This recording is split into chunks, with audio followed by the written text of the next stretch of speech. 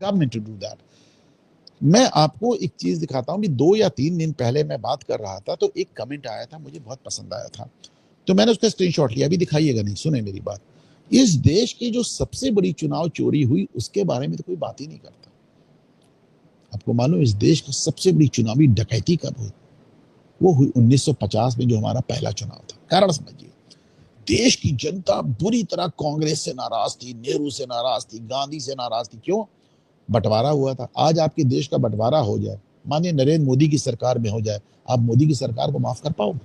देश की जनता बहुत नाराज थी, कत्लेआम हुआ था। डायरेक्ट एक्शन डे, कल डायरेक्ट एक्शन डे का 16 अगस्त था। मैंने उसका जिक्र जान के इसलिए नहीं किया क्योंकि इस बार जन्माष्टमी भी पड़ी थी और मैं इस तरह की बात नहीं करना चाहता था। आज हम उसके बारे में भी बात करेंगे।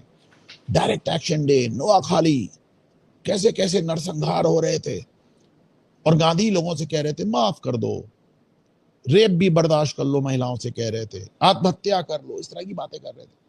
तो देश की जनता में गांधी को, नेहरू को लेकर बड़ा आक्रोश था। अक्सर कहते हैं ना, वामपंथियों ने बहुत किताब बदली, क्यों बदली? इसका कारण था देश की जनता में इतना ज्यादा आक्रोश था कि अगर वो चुनाव फेयर हुआ होता, आपने हमारा देश 3 टुकड़े में काट दिया, आपने इतना नरसंहार होने दिया, आपने मुसलमानों को यहां से जाने नहीं दिया और हिंदुओं को वहां से आने नहीं दिया। देश की जनता इतनी नाराज थी आपसे। तो एक राम एस वर्मा ऑफिशियल करके एक हैं, उन्होंने 2 दिन पहले एक कमेंट डाला था, मैं आपको दिखाता हूं, जरा आप देखें। ये बताते हैं कि अनुपम जी, मैं भी प्रयागराज से हूं, चाक घाट रीवा में घर है। जब मेरे नाना और दादा जिंदा थे तो मुझे ये जानने की जिज्ञासा हुई कि वर्षों से गुलाम रही जनता का पहला चुनावी अनुभव कैसा था।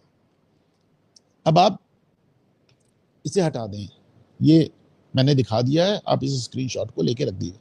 वर्मा जी बताते हैं कि उनके दादाजी और उनके नाना जी बताते थे कि साहब जो पहला चुनाव हुआ और सब लोगों का, सब कोई भी वोट डालने, जैसे हम लोग पहुंचे मतदान केंद्र पे, एक भी आदमी को मतदान केंद्र में घुसने की इजाजत नहीं थी। इसमें लिखा है कि स्कूल के अंदर बने हुए मतदान केंद्र में सिर्फ अधिकारी और पुलिस जा सकते थे। सुबह से शाम तक ऐसे ही वोटिंग होती रही, पुलिस वाले और अधिकारी वोट डालते रहे कांग्रेस के फेवर में।